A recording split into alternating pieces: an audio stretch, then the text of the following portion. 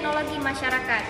Yang pertama yaitu ada pengertian pendekatan sains teknologi masyarakat, yang mana pendekatan sains teknologi masyarakat yaitu suatu strategi pembelajaran yang mengangkat permasalahan-permasalahan yang ditemui peserta didik di masyarakat ke dalam pembelajaran dan bisa mengaitkan dengan konsep sains yang ada. Kemudian topik yang dipelajari itu dapat dihubungkan dengan permasalahan-permasalahan yang sedang berkembang di masyarakat. Dengan ini diharapkan pembelajaran akan lebih menarik minat peserta didik.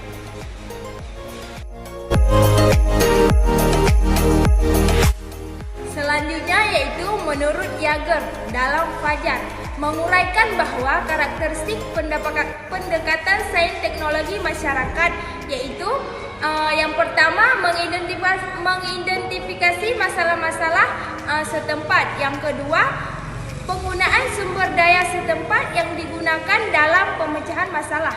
Yang ketiga yaitu keikutsertaan yang aktif dari peserta didik dalam mencari informasi untuk memecahkan masalah. Dan yang keempat, perpanjangan pembelajaran di luar kelas dan sekolah. Yang kelima yaitu fokus pada dampak sains teknologi terhadap peserta didik. Yang keenam, satu pandangan bahwa isi daripada peserta didik bukan hanya konsep saja yang harus dikuasai peserta didik di dalam kelas.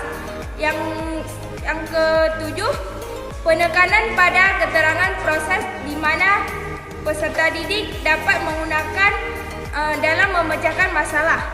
Yang kedelapan yaitu penekanan pada kesadaran karya yang terkaitan dengan sains dan teknologi.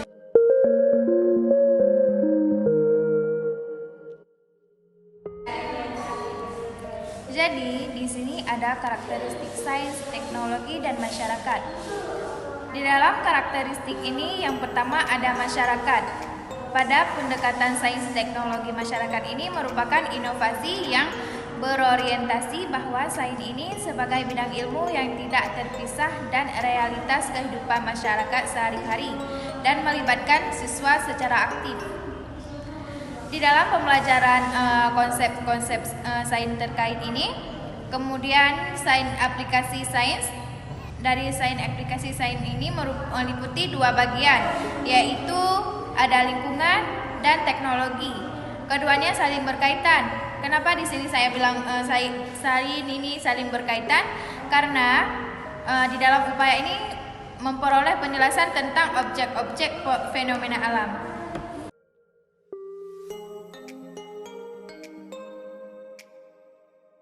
Kemudian ada tujuan pendekatan sains teknologi dalam masyarakat. Menurut Supriyadi dan Aptiana, mereka menjelaskan bahwa tujuan dari sains teknologi dan masyarakat adalah untuk membantu siswa, yaitu 1. Menyadari hubungan kompleks antara ilmu teknologi dan masyarakat. 2. Mengerti dan mampu mengadaptasikan diri dengan berbagai perbaharuan besar akibat iptek serta dampak bagi individu dan masyarakat. 3. Secara realitas dapat diproyeksikan alternatif masa depan serta konsekuensi positif dan negatif. 4. Mampu membuat keputusan mengenai pembangunan teknologi dalam masyarakat, khususnya mengenai isu-isu yang besar seperti lingkungan, energi kependudukan, biogenetik, makanan, transportasi, dan sebagainya.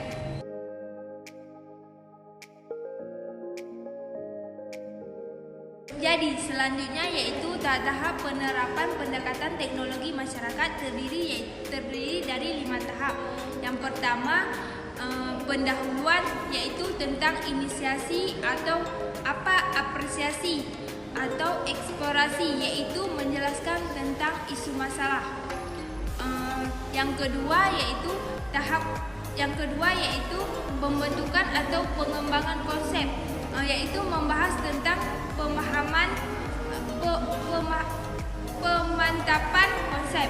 Kemudian tahap yang ketiga ada aplikasi konsep dalam kehidupan sehari-hari tentang menyelesaikan masalah atau analisis isu.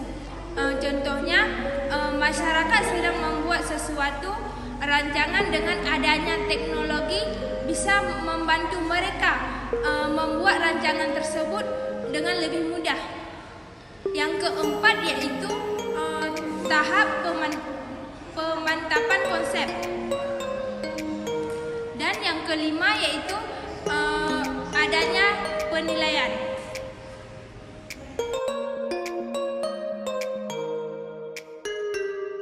Jadi, keunggulan pendekatan sains teknologi dalam masyarakat ini mempunyai dua aspek tujuan. Jadi, aspek tujuan yang pertama yaitu meningkatkan keterampilan proses sains, yang mana ada keterampilan inquiry, pemecahan masalah, dan menekankan bagaimana cara belajar yang baik yang mencakup dengan ranah kognitif, afektif, dan psikomotor.